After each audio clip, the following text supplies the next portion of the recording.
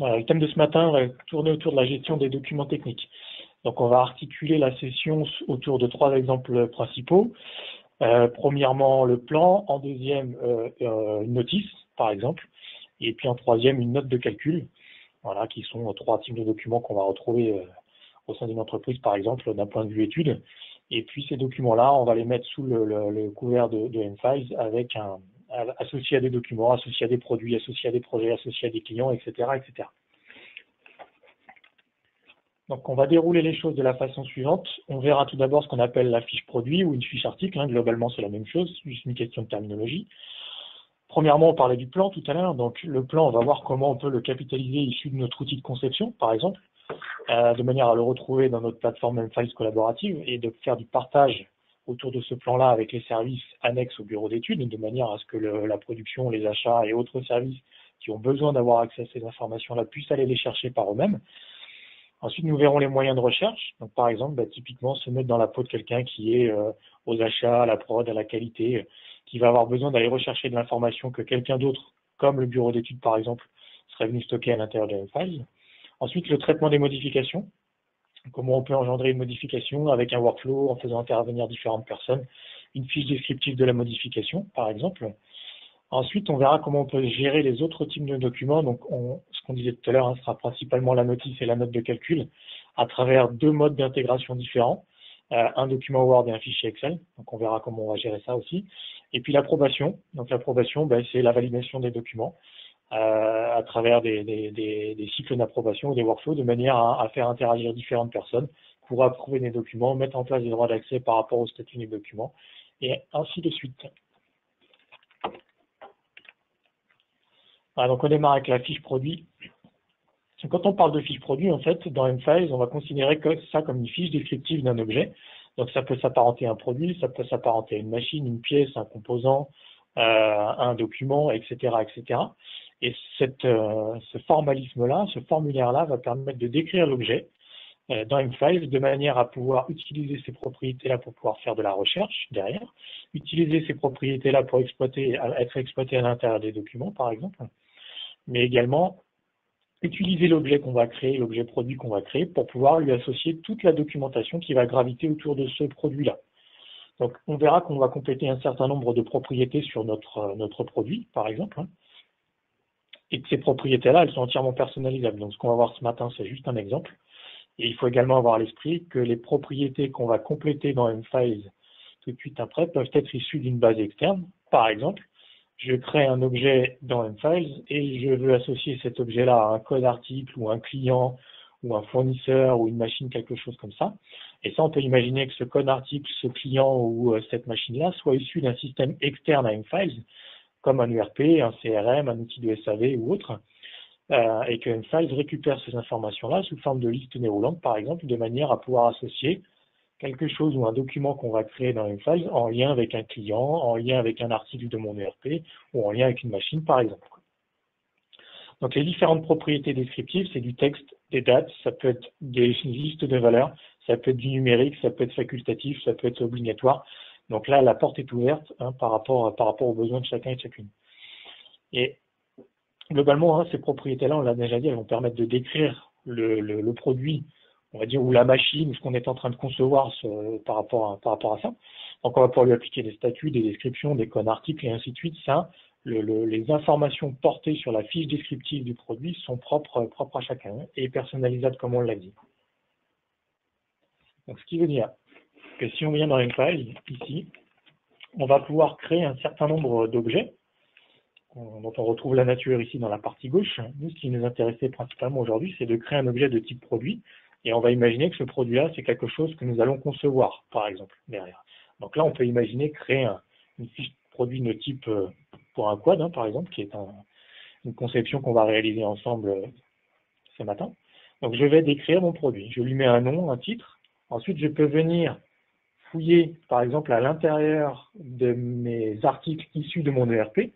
Donc là, par exemple, la liste des articles qu'on a ici en visuel sont des articles qui sont issus de mon ERP, que je retrouve sous forme de liste de valeurs dans une file pour associer un objet, des documents et toute autre chose en lien avec cet article-là qui arrive directement de mon ERP de manière dynamique. Je peux le décrire. Voilà. Je peux l'associer à un projet. Hein, ce qui veut dire que si je travaille dans un mode projet dans M-Files, je peux avoir différents projets à ma disposition, de manière à associer la fiche produit que je suis en train de créer à un projet. Aucune obligation. Hein.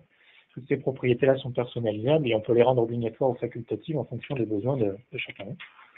On peut appliquer des statuts. Voilà, est-ce que le produit est annulé, en cours, refusé, etc., etc. On peut lui mettre des champs numériques, hein, si on le souhaite, par exemple. Ça peut être des champs dates, avec un calendrier, et ainsi de suite. Hein. Voilà. Donc voilà le principe. Alors, on va pas le créer pour ce matin, mais voilà le principe de création d'une fiche, quelle qu'elle soit dans M-Files, que ce soit un produit, que ce soit pour un composant, que ce soit pour un document, on va rester sur ce principe.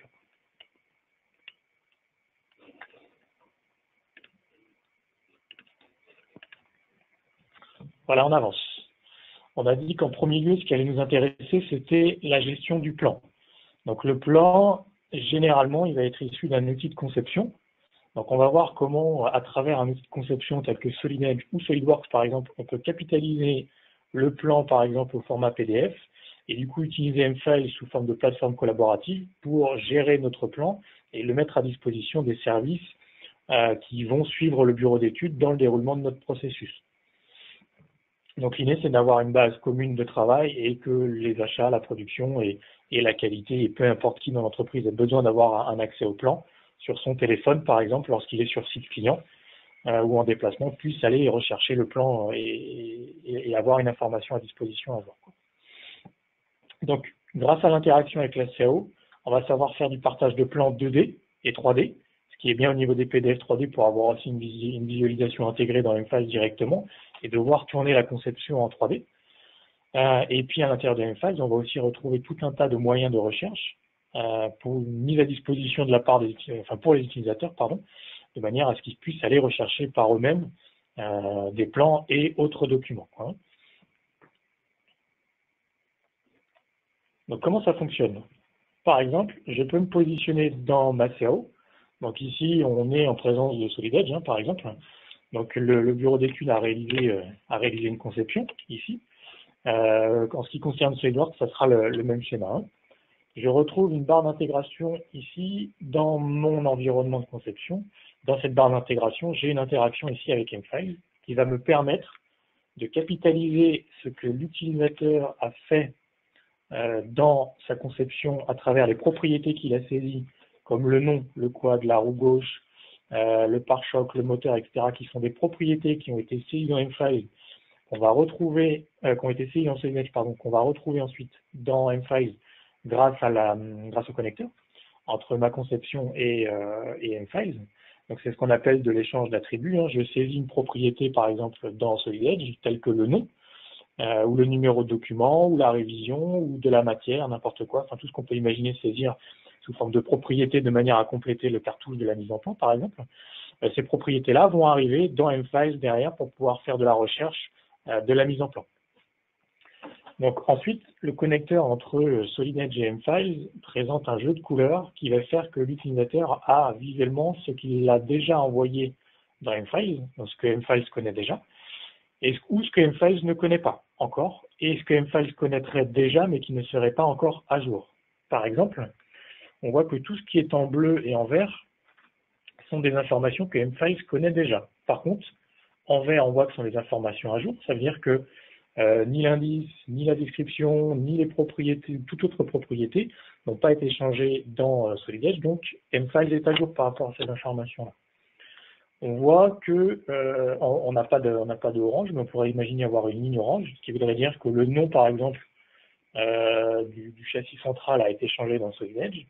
Ça voudrait dire que M-Files ne serait pas à jour par rapport à cette modification d'un point de vue propriété ou d'un point de vue indice, par exemple, et qu'il faudrait renvoyer cette information-là directement dans M-Files.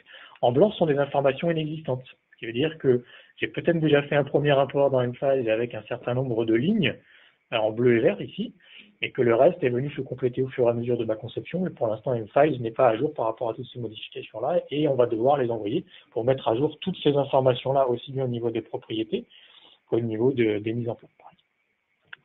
Donc après ici, dans cet environnement-là, charge à l'utilisateur de cocher tout ou partie de ce qu'il veut envoyer dans M-Files par rapport à là où il en est dans sa conception.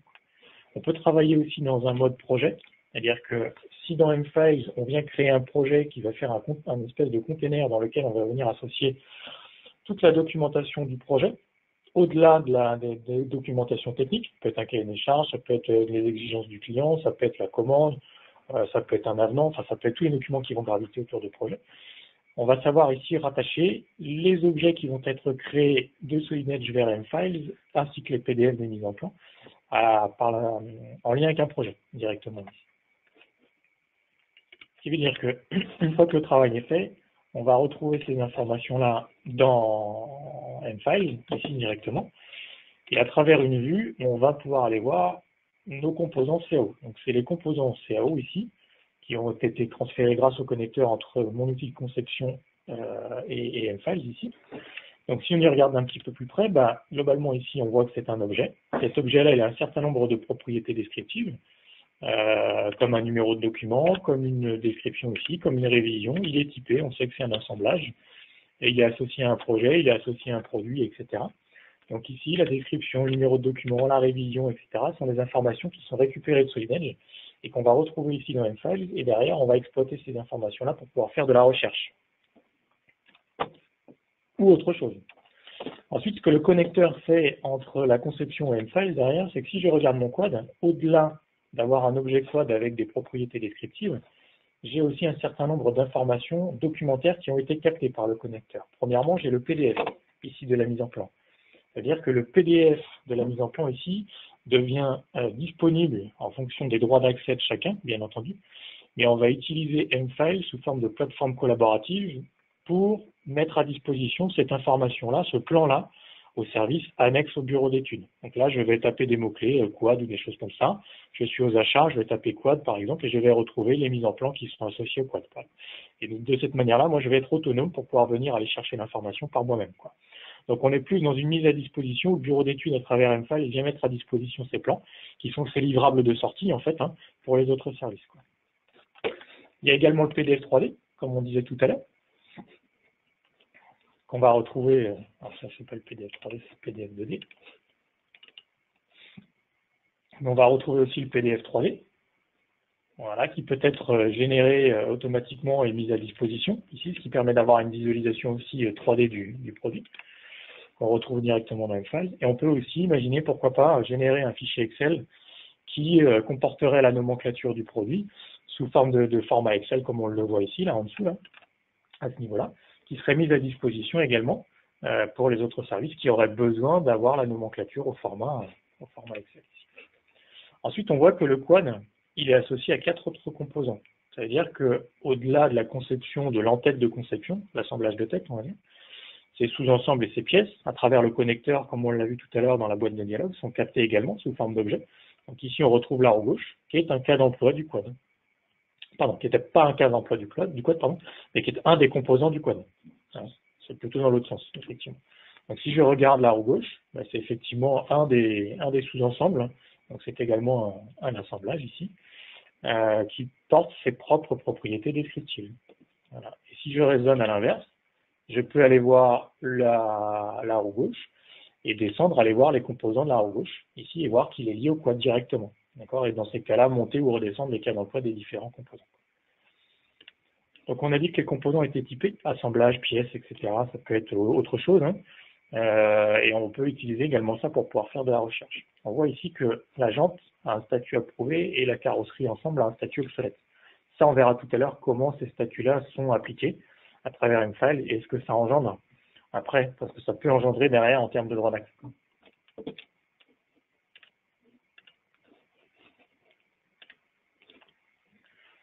Voilà, donc partant de ce principe-là, on a conçu, on a, à travers le connecteur entre SolidEdge, SolidWorks et M-Files, mis nos informations avec les propriétés qui vont bien et les PDF des mises en plan dans M-Files directement. À partir de ce moment-là, on va avoir un certain nombre de moyens mis à disposition pour pouvoir faire de la recherche. On peut utiliser ce qu'on appelle des vues, c'est-à-dire que la vue va vous donner tout de suite un résultat de recherche filtré par rapport à ce que vous demandez d'afficher à l'intérieur de cette vue-là. Tout à l'heure, j'ai cliqué sur la vue composants CAO et de base, j'avais la liste des composants CAO en intégralité. Je peux demander à avoir une liste des composants CAO par type, par projet, par statut, etc. Toutes les propriétés descriptives qui ont été récupérées du bureau d'études dans Mfiles peuvent être utilisées pour pouvoir faire des filtres et réaliser des vues. Voilà. Ensuite, on peut faire des recherches par mots-clés. Globalement, on va taper n'importe quel mot ou une accumulation de mots pour faire des « et » ou des « ou » par exemple, et pouvoir utiliser ces mots-clés-là pour pouvoir faire de la recherche à l'intérieur des documents et sur la base des propriétés. Et ensuite, les propriétés en elles-mêmes sont également utilisables pour pouvoir faire de la recherche. Et après, on verra que les recherches qui sont affichées s'affichent avec un scoring. Ça veut dire que l'outil calcule un score en fonction de la pertinence du résultat de recherche qui vous affiche par rapport à la recherche que vous avez demandée. En fonction des mots-clés que vous allez taper, la recherche sera plus ou moins pertinente pour lui et il va afficher en premier lieu les résultats qui sont plus pertinents. Et plus le document est affiché bas, on va dire, dans le résultat de recherche, avec un score moins élevé, de moins en moins élevé, on va dire, ce qui veut dire que pour lui, le résultat de recherche est de moins en moins pertinent par rapport à ce que vous demandiez de rechercher. Donc si on revient dans Mfiles, ici, ça veut dire quoi? Ça veut dire que je peux taper des mots-clés, comme roue par exemple, déclencher la recherche. Là, le système déclenche son mécanisme de recherche et va nous rechercher tout ce qui contient roue dans les propriétés de ces documents, mais également à l'intérieur des documents si le mot roue était tapé quelque part à l'intérieur d'un document Word, d'un PDF ou d'un Excel par exemple. Donc là, j'ai retrouvé 2 composants CAO, ici. J'ai retrouvé 4 documents, donc la recherche est globale. C'est-à-dire que là, je n'ai pas filtré sur quoi que ce soit. Je recherche mes composants, je peux retrouver mes produits, je peux retrouver de la documentation, je peux retrouver des demandes de modification s'il y en avait, etc. etc. Donc ici, je viens rechercher sur les propriétés directement. Donc là, je vois qu'il a retrouvé roue puisqu'il y a roue gauche dans le nom de l'objet, mais il y a également roue dans les propriétés. Et le système va venir aussi fouiller à l'intérieur d'un document. Donc là, par exemple, c'est un PDF qui a été retrouvé. Donc, je peux très bien me mettre PDF d'une mise en plan. Je peux très bien être dans la peau de quelqu'un des achats, ici. J'ai tapé roue, j'ai retrouvé une roue dentée indice A, qui est dans une étape de workflow pour approbation, ici. Elle est bien rangée dans les plans, donc pas de souci là-dessus. Je vois la mise en plan, et en fait, il a retrouvé roue également, parce que ici, à ce niveau-là, on a le mot roue qui a été tapé dans le cartouche. C'est-à-dire que le système va aussi venir faire de la recherche à l'intérieur des mots qui sont saisis dans les cartouches de mise en plan pour pouvoir faire de la recherche, si on le souhaite. Voilà, un autre moyen de faire de la recherche, comme on l'a dit tout à l'heure, c'est d'utiliser les vues qu'on a à disposition. Donc là, j'ai une vue qui s'appelle composants CAO. Je clique dessus et instantanément, j'ai la liste de mes composants CAO avec leur nom, leur numéro, les statuts dans lesquels ils sont, les révisions, les types, les descriptions, etc. et toutes les propriétés que j'aurais besoin d'avoir en visuel ici sous forme de colonne. Un autre moyen de faire de la recherche, c'est d'utiliser les propriétés descriptives. Donc, je vais revenir sur mon accueil, par exemple, et on va faire de la recherche en utilisant les propriétés. Donc, je vais lui dire ici, je vais rechercher des informations dans ma base, dont les types de composants, par exemple, seraient égal, différent, vide, pas vide, etc. Donc, je vais rechercher dans ma base des types de composants égal à pièce, par exemple, et je déclenche la recherche. Dans tel cas, je suis sur une recherche pour laquelle j'utilise les propriétés qui sont issues du bureau d'études, donc le type de composants en l'occurrence. Et là, le système, en l'occurrence, ne va pas m'afficher tous mes composants CO, mais uniquement ceux qui sont typés pièces. Voilà. Je n'ai pas le quad, parce que le quad est typé assemblage, par exemple. Et je peux cumuler, c'est-à-dire montre-moi les types de composants égales à pièce, et puis, par exemple, les types de composants égales à pièce, dont l'étape de workflow est égale à approuver, par exemple. Et je déclenche la recherche, et là, avec quel cas, ça va être filtré, et je vais affiner mon résultat de recherche par rapport à ça, en changeant les propriétés.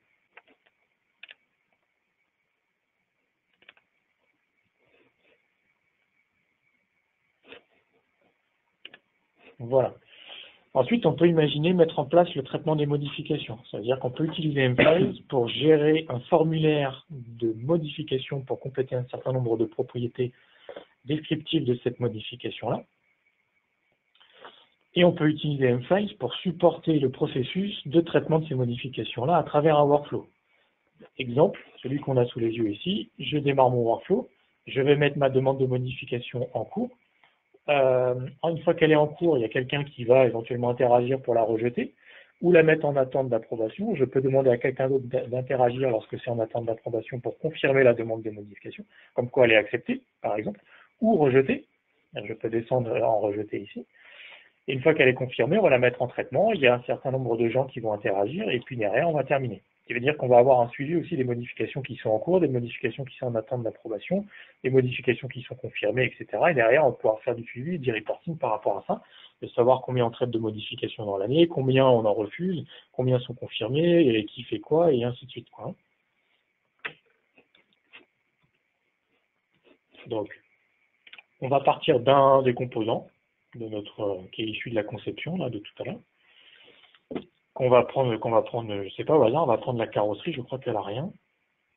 Voilà, avec la carrosserie, il y a simplement la nomenclature, le PDF à l'intérieur. Donc je peux partir de ma carrosserie ici, et puis on va lui demander de créer, associé à cette carrosserie-là, par exemple, une demande de modification directement.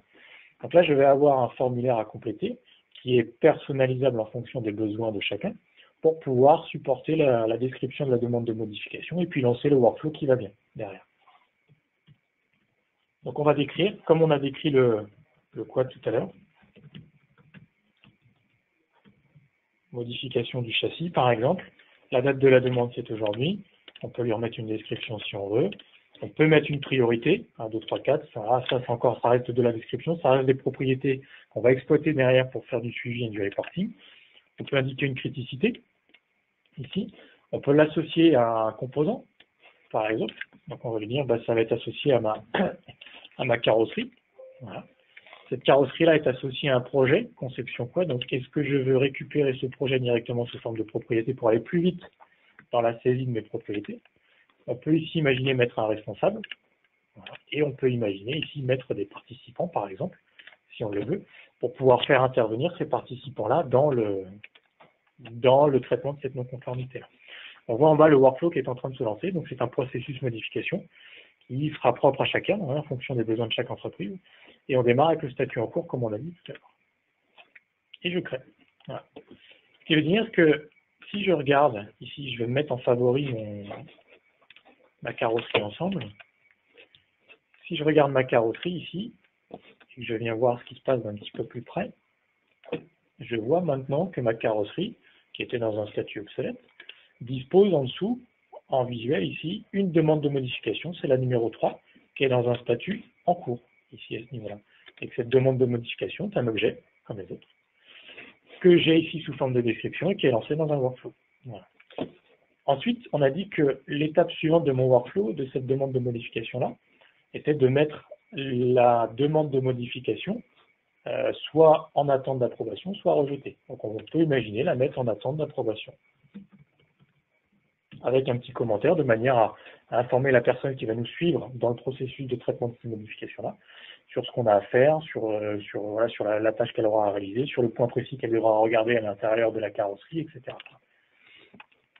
Voilà, la demande de modification passe maintenant dans un statut en attente d'approbation, puisque c'est comme ça que le workflow était configuré. À travers ça, les différentes personnes qui sont affectées à ce traitement-là vont avoir des tâches à réaliser. Et les tâches à réaliser, elles arrivent ici. Voilà, c'est ce qu'on voit là. Ce qui veut dire que là, j'ai la modification de mon châssis, la numéro 3, qui est affectée à moi. Et je peux coupler ça à une notification par email via Outlook, de manière à ce que la personne qui se voit affecter une tâche à travers un workflow comme la demande de modification, par exemple, puisse être en mesure de recevoir une notification par email comme quoi elle vient d'avoir une tâche à faire. Ensuite, je peux confirmer ou je peux rejeter, puisque c'était comme ça que le workflow était configuré, encore une fois. Donc on va confirmer cette demande de modification, on va dire OK pour moi. Tous les commentaires que je mets derrière, on va les retrouver après sur la demande de modification. On va les retrouver ici. Voilà. Les différents commentaires que chaque personne a mis lorsqu'il est venu interagir dans les différentes tâches qui ont été réalisées à l'intérieur du workflow.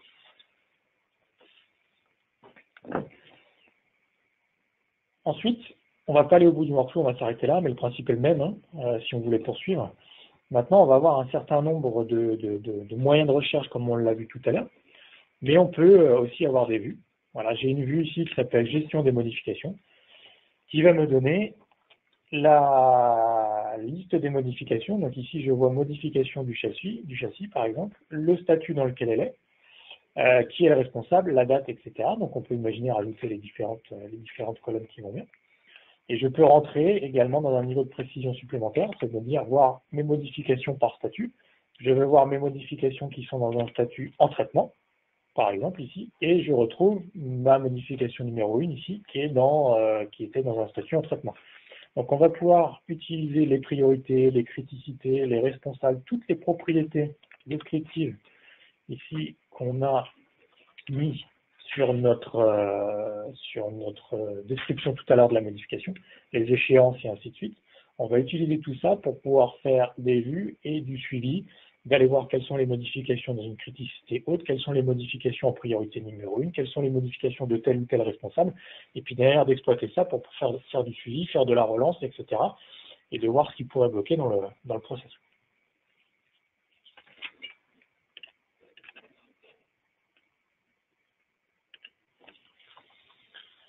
Ensuite, tout à l'heure, on disait qu'il y avait deux autres documents auxquels on allait s'intéresser ce matin. Donc, c'était et la notice et la note de calcul, hein, sous forme d'exemple.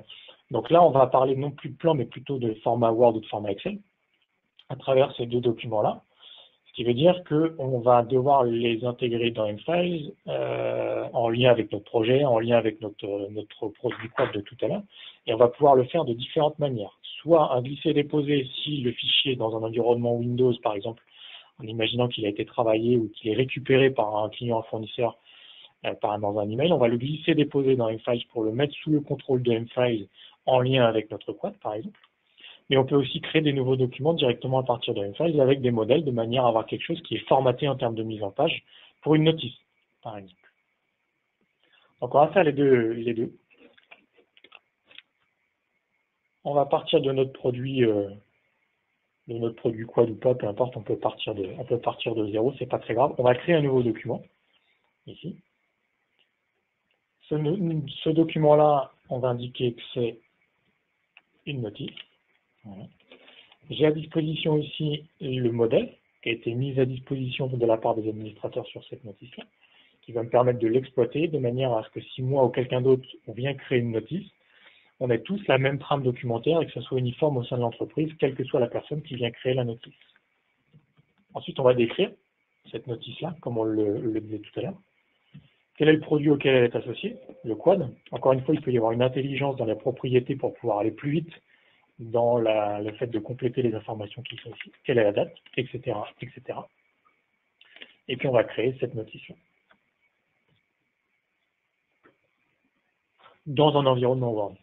C'est-à-dire que à partir de ce moment-là, la notice devient gérée par M-Files avec des propriétés descriptives, des moyens de recherche, lui lancer éventuellement des workflows pour la trouver, le mettre à disposition pour d'autres collaborateurs, l'envoyer à des personnes externes à l'entreprise, etc., etc. Voilà, donc là on a un document qui est venu se créer. Toutes les informations ici, genre le quad mécanique version 2019 A5, etc., sont des informations qui sont venues se compléter directement de par les propriétés qui ont été saisies directement sur la fiche descriptive de tout à l'heure. C'est-à-dire qu'en fait, on complète les propriétés dans M-Files qui vont être exploitées pour faire de la recherche, mais qu'on va aussi savoir retrouver à l'intérieur du document et qu'on va disposer tout le temps au même endroit puisque le modèle de document est formaté comme celui-ci. Donc après, vous avez la barre d'intégration à M-Files ici dans l'environnement Word, par exemple, ou Excel, c'est la même chose, de manière à interagir avec la plateforme collaborative pour pouvoir sauvegarder ce document-là, aller faire de la recherche, insérer de nouvelles propriétés, etc., etc.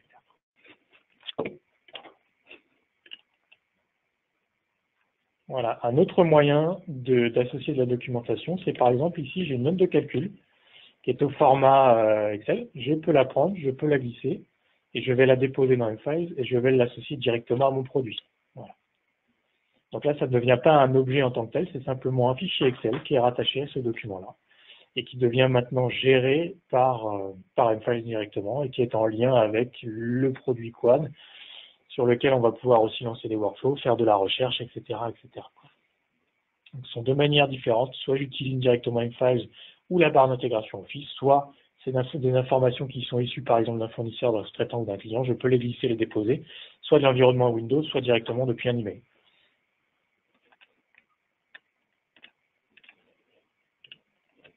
Voilà, et pour avancer, on peut imaginer aussi mettre en place un workflow d'approbation de nos documents. C'est-à-dire que je peux très bien lancer un cycle d'approbation de cette notice-là, qu'on vient de mettre dans le coffre.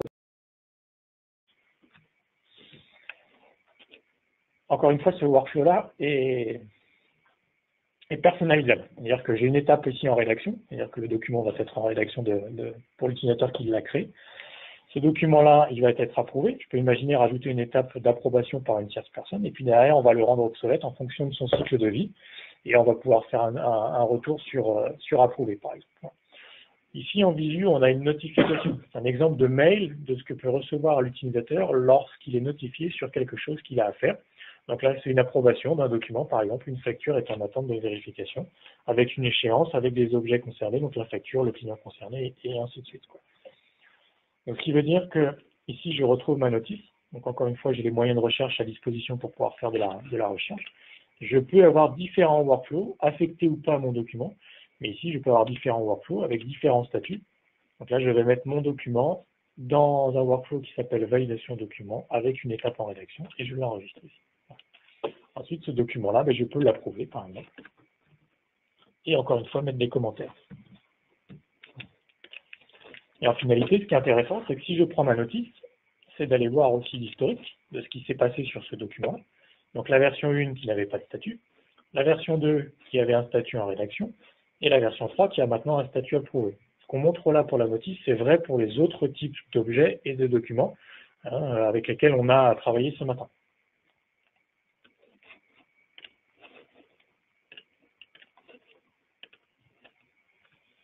Voilà, et pour terminer, on a fait un certain nombre d'actions ici. On a créé un produit tout à l'heure, on a interagi avec notre conception pour pouvoir associer un certain nombre de composants sur lesquels il y a déjà des statuts qui avaient été appliqués à Approbé Obsolète, qui ont eux-mêmes des PDF.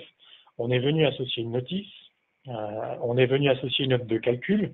On peut imaginer compléter ça par tout un tas d'autres documents.